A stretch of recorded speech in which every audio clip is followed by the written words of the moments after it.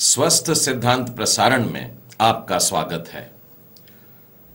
हमारे एक और सहायक अर्थात पवित्र आत्मा के लिए परमेश्वर पिता की स्तुति हो, जिसकी प्रेरणा से पवित्र शास्त्र बाइबल लिखी गई है। और जब हम बाइबल मनन करने के लिए जमा होते हैं तो पवित्र आत्मा हम सबकी सहायता करता है।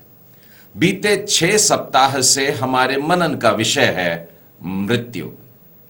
एक बाइबल कमेंटरेटर मैथ्यू हेनरी, उनका कहना है कि it ought to be business of every day to prepare for the last day. अंतिम दिन की तैयारी हमारे प्रतिदिन का कार्य होना चाहिए। हम सीख रहे हैं कैसे न मरे, हाउ नॉट टू डाई। और अब तक हम लोगों ने जो 6 पाठ सीख लिए हैं वे इस प्रकार से हैं।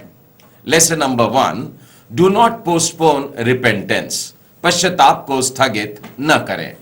Lesson number 2, do not hold bitterness against anyone, किसी के विरुद्ध कड़वाहट न रखें। Lesson number 3, do not depend on your wealth, अपनी संपत्ति पर निर्भर न रहें। Lesson number 4, do not leave your dear ones in confusion, अपने प्रियजनों को भ्रम में न छोड़ें। Lesson number 5, do not give place to depression, निराशा को जगह न दें। Last week we saw lesson number 6, पिछले सप्ताह हम लोगों ने 6वां पाठ सीखा था, do not ever contemplate suicide. 6वां पाठ था, आत्महत्या का विचार कभी भी न करें। आज हम लोग 7वें पाठ की ओर बढ़ते हैं, हाउ नॉट टू डाई, कैसे न मरें। Lesson number 7, do not become lazy. 7वां पाठ है, आलसी न बने। मैं इसे फिर कहता हूं, कैसे न मरें, डू नॉट बिकम लेजी, आलसी न बने। प्रियो, यह अत्यंत स्वाभाविक है कि जब हम बुढ़ापे की तरफ बढ़ते हैं तो हमारे शरीर की हलचल कम हो जाने लगती है। लेकिन शरीर की हरकतें कम होने का यह मतलब नहीं होना चाहिए कि हम निठल्ले बैठ जाएं। एक कहावत है कि an idle mind is devil's workshop, एक मन जो खाली होता है वो शैतान का कार्यस्थल बन जाता है। और बहुत जरूरी है कि हम अपने आप को व्यस्त रखें और कार्य करते रहें। पवित्र शास्त्र बाइबल ऐसे उदाहरणों से भरी हुई है जहां पर कई पुरुष और स्त्री अपने जीवन में बुढ़ापे में भी बड़े क्रियाशील रहे। नूह की उम्र 500 वर्ष से भी अधिक थी जब परमेश्वर ने उसे एक बड़ा सा जहाज बनाने के लिए कहा। परमेश्वर की योजना जिसके द्वारा पूर्ण होने वाली थी।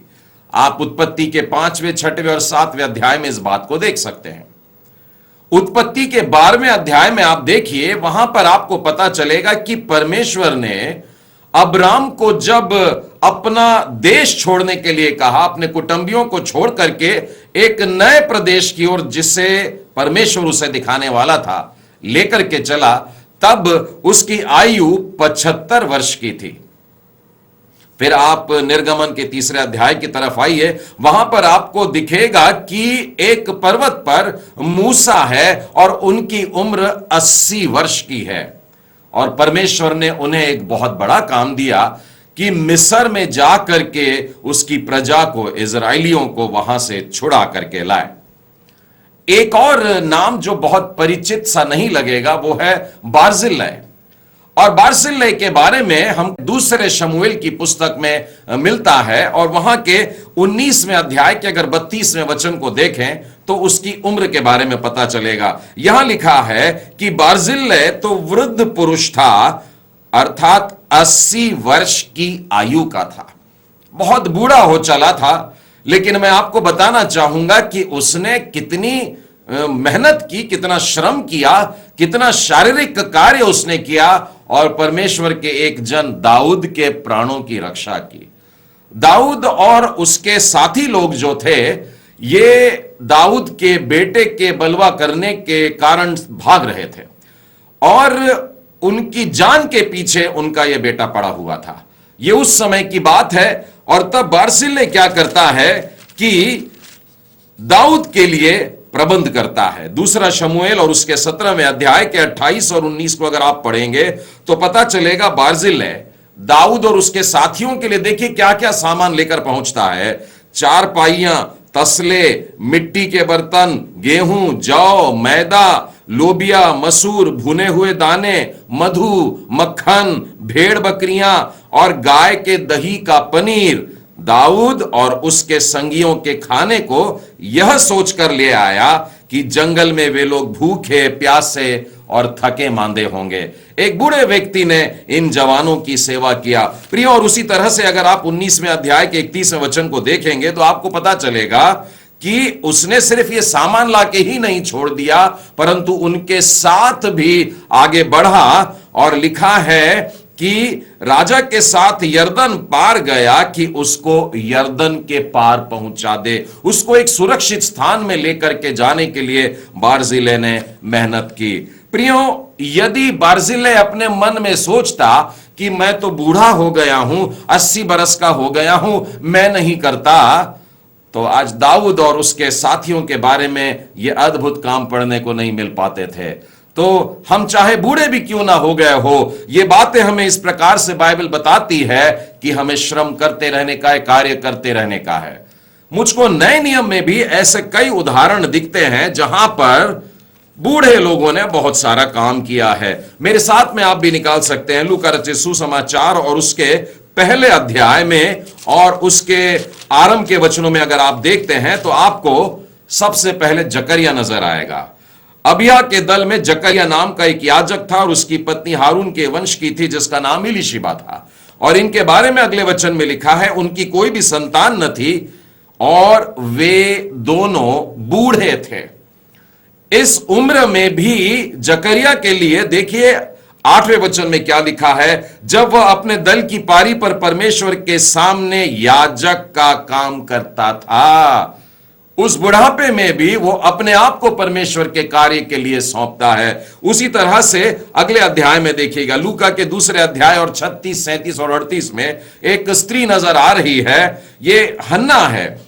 हन्ना नामक फनुएल की बेटी एक भविष्यवक्तीन थी। वह 84 वर्ष से विधवा थी और मंदिर को नहीं छोड़ती थी, पर उपवास और प्रार्थना कर करके रात दिन आराधना करती रहती थी। परमेश्वर के मंदिर को अपना घर बना लिया था और उसके लिए वो काम बन गया था। उसी तरह से अगर आप प्रेरितों के जीवन में से देखते हैं प्रियो, फिलेमोन की पुस्तक को निकालिएगा और उसके 9वें वचन में आप देखिए, वहां पर इस प्रकार से लिखा है, तो भी मुझ बूढ़े पौलुस को जो अब मसीह यीशु के लिए कैदी है, प्रभु यीशु मसीह के कार्यों के लिए, प्रभु यीशु के सुसमाचार को सुनाने के लिए पौलुस अपने आप को कैदी कहते हैं, लेकिन आरंभ कैसे करते हैं? कहते हैं मुझ बूढ़े पौलुस को। और इसी अध्याय में अगर आप 22वें वचन को देखेंगे तो पता लगेगा वो काम भी बंद नहीं कर रहे हैं। वो कहते हैं मैं इस स्थान से जब तेरी ओर आऊंगा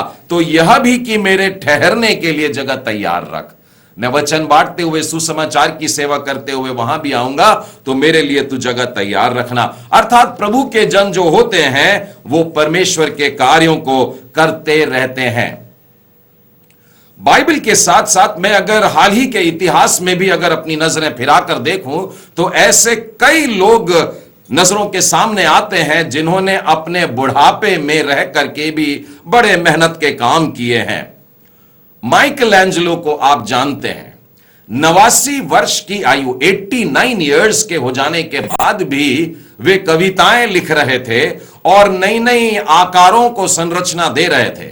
और जब वे 90 वर्ष की आयु के करीब आए तब एक ऊंची सी इमारत की छत को अंदर से रंगने के लिए लंबे और ऊंचे खंभों के ऊपर बिछे तख्ते पर वे ऐसे तरीके से चित लेट गए और लेट करके वहां की तस्वीरों को उन्होंने रंगा बड़ा सुंदर तरीके से, और उम्र 90 वर्ष की आयु। उसी तरह से आपने जिस डिक्शनरी का इस्तेमाल किया, जो शब्दकोश आप पढ़ते हैं, यदि आपने गौर किया उस किसने तैयार की, तो आप वेबस्टर नाम पाएंगे।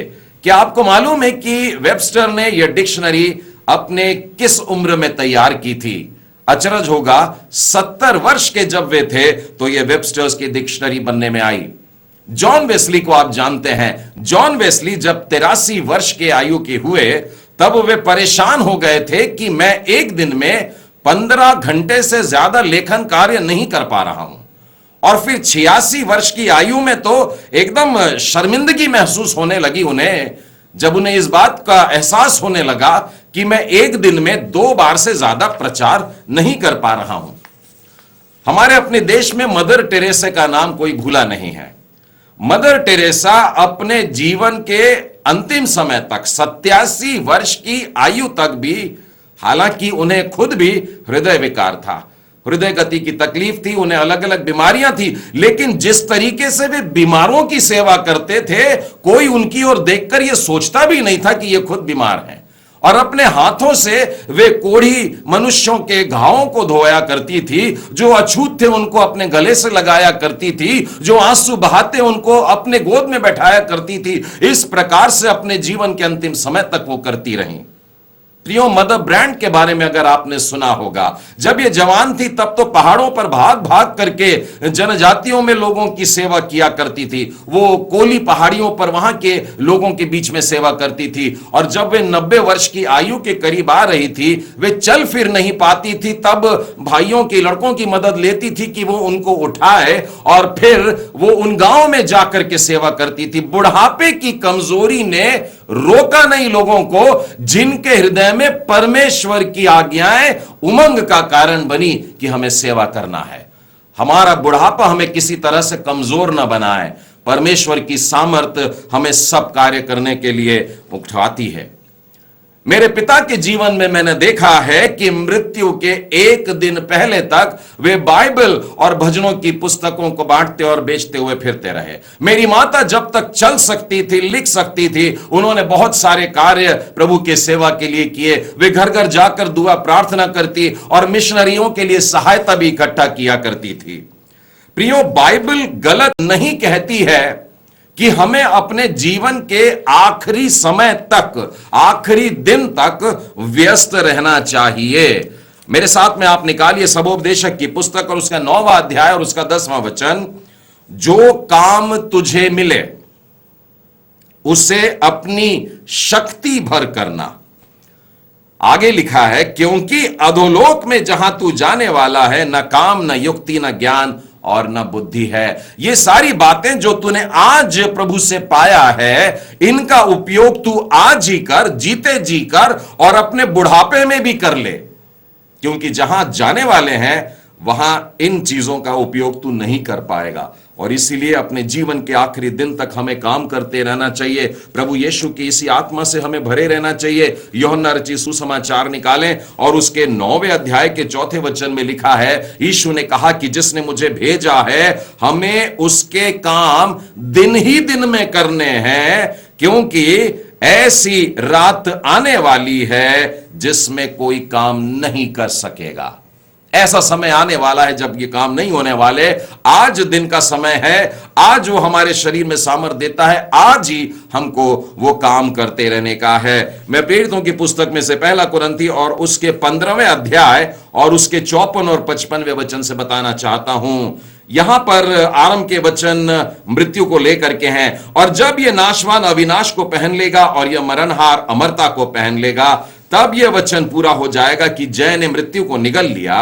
हे मृत्यु तेरी जय कहां रही, और हे मृत्यु तेरा डंक कहां रहा।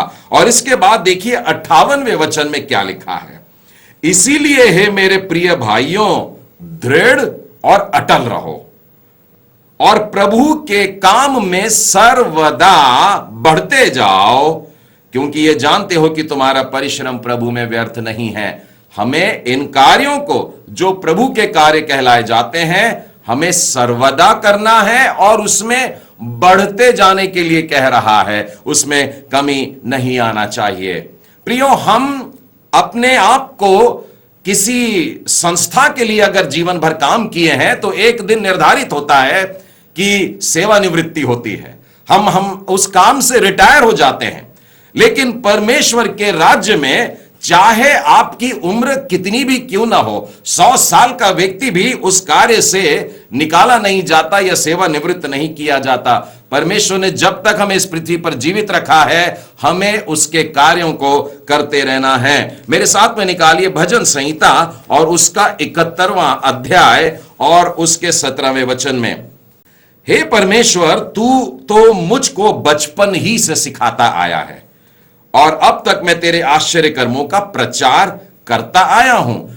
कहने का मतलब अब ये बीच की उम्र में आ गए हैं और वो बचपन की बातें याद कर रहे हैं कि बचपन में जो बातें मैंने सीखा था और अब सुनाना शुरू कर दिया, अब देखिए बुढ़ापे की तरफ जाता है। इसलिए हे मेरे परमेश्वर, जब मैं बूढ़ा हो गया हूं और मेरे बाल पक गए हैं, तब भी तू मुझको न छोड़, जब तक मैं आने वाली पीढ़ी के लोगों को तेरा बाहुबल और सब उत्पन्न होने वाले को तेरा पराक्रम न सुना दूं। प्रभु से मांगिए। आपने अपने जीवन में परमेश्वर के कई आश्चर्य कर्मों को देखे हैं, आप बूढ़े हो चले हैं, लेकिन आने वाली पीढ़ी आपके समय की उन बातों को नहीं जानती, आपके समय के उन आश्चर्य कर्मों को नहीं जानती। प्रभु की महिमा जो आपने देखे हैं वो आने वाले बच्चे नहीं जानते हैं। उनको एकत्रित किया करें और रोज प्रभु के अद्भुत आश्चर्य कर्मों से उनको बताया करें। उसी तरह से मैं आपको फिलिपियों के नाम पौलुस प्रेरित की पत्री में ले चलता हूं। फिलिपियों की पत्री और उसके पहले अध्याय और उसके 23वें और 24वें वचन से बताना चाहता हूं। जी तो चाहता है कि कूच करके मसीह के पास पहुंच जाऊं, क्योंकि यह बहुत अच्छा है, परंतु शरीर में रहना तुम्हारे कारण और भी आवश्यक है। पौलुस प्रेरित कहता है, मेरे लिए बहुत अच्छा होगा कि मैं जल्दी से यह संसार छोड़ करके मर जाऊं और जाकर के प्रभु के सामने खड़ा हो जाऊं, लेकिन अच्छा होगा, उससे भी बेहतर होगा कि कुछ समय और रह करके जो बातें बची हुई है वो सारी बातें तुम्हें सुना करके जाऊं। और इसलिए वो कहता है शरीर में रहकर यहां पर सेवा करना और अधिक आवश्यक सा महसूस होता है। प्रियो, प्रभु यीशु मसीह के जीवन को अगर आप देखते हैं, लूका रचित सुसमाचार उसके 23वें अध्याय में प्रभु यीशु क्रूस पर हैं। उनके जीवन का अंत एकदम निकट आ गया है, परंतु उन्होंने परमेश्वर के राज्य की सेवा बंद नहीं की। वे अपने बगल में लटके हुए एक कुकर्मी व्यक्ति को इस प्रकार से उसकी आत्मा को बचाते हैं। जब उसने दुआ मांगा तो यीशु कहते हैं कि तू आज ही मेरे साथ स्वर्ग लोक में होगा। अपने कार्यों को बंद नहीं करना है, चाहे अपना समय कितना भी निकट क्यों ना आ गया हो।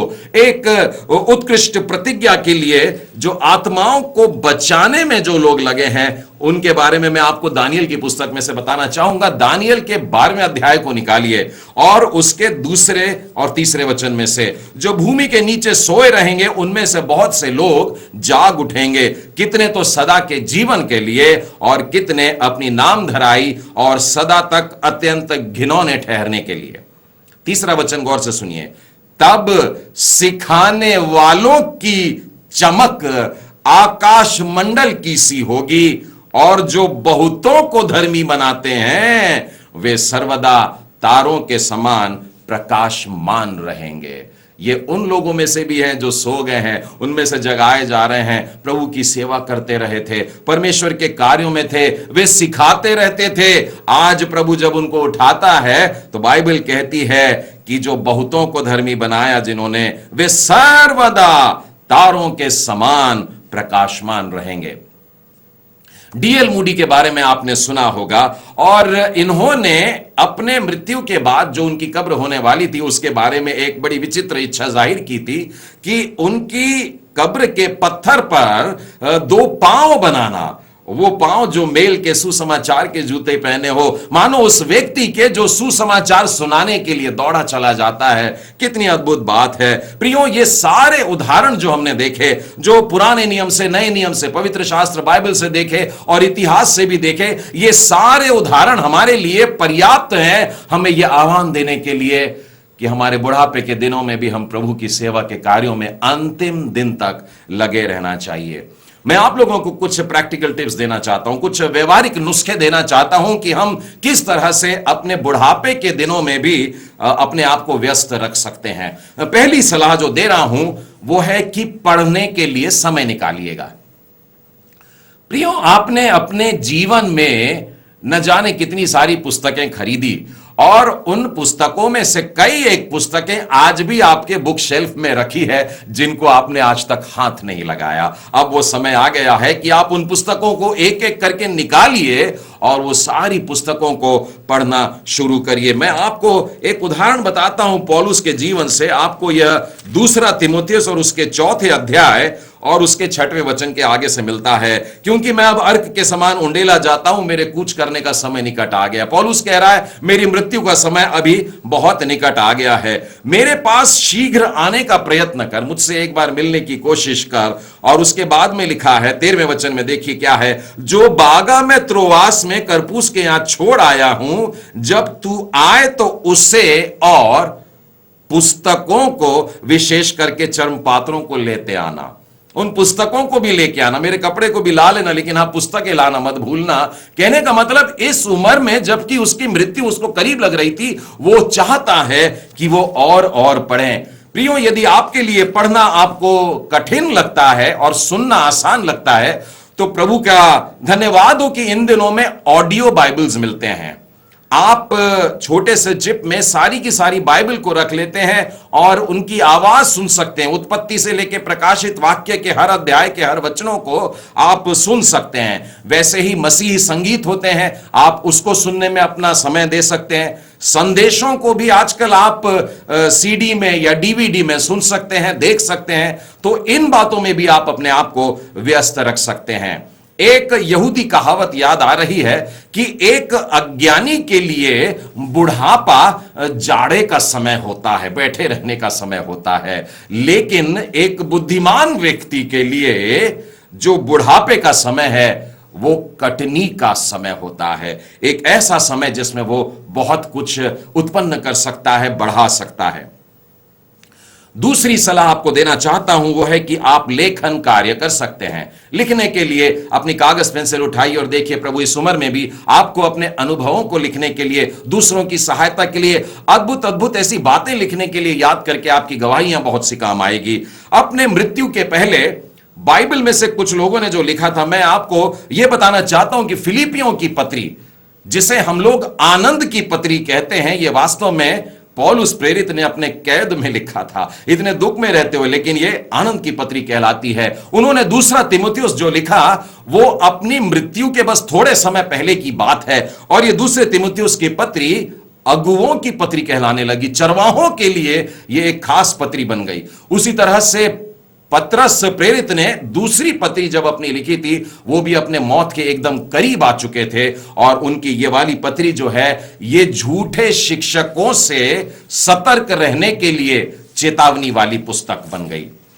प्रियो, प्रकाशित वाक्य का लिखने वाला जो यूहन्ना था उसकी उम्र 90 वर्ष के भी ऊपर हो गई थी। इस उम्र में उसने लिखने का काम किया। मूसा ने जब व्यवस्था विवरण बोल करके बताया, लोगों को सुनाया प्रभु के वचन, बाइबल कहती है 31वें अध्याय के दूसरे वचन में कि वो कहता है आज मेरी उम्र 120 बरस की हो गई है।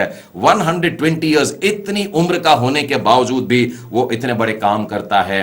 एमी कार्माइकल के बारे में यह भी बताना चाहूंगा कि उनके जीवन के अंतिम 36 वर्ष उनके बिस्तर पर गए। हुआ यह था कि एक दुर्घटना में उनके पांव दुर्बल हो गए और हड्डी टूट जाने की वजह से उनका चलना फिरना बंद हो गया था, लेकिन बिस्तर पर रहते हुए भी उन्होंने हजारों पत्र लिखे, और उन्होंने जो पुस्तकें लिखी, 13 पुस्तकें उन्होंने लिखी, और साथ साथ कई कविताओं को उन्होंने तैयार किया। और ये सारी रचनाएं जो उन्होंने की हैं ये बेहद महत्वपूर्ण है और मसीही परिपक्वता से भरी है और ईश्वरीय ज्ञान से भरपूर हैं। इसी प्रकार से हम आने वाली पीढ़ी के लिए भी आशीष का कारण बन जाते हैं। जवानों से और अगली पंक्ति के लोगों को इन सच्चाइयों को बताने की जरूरत है।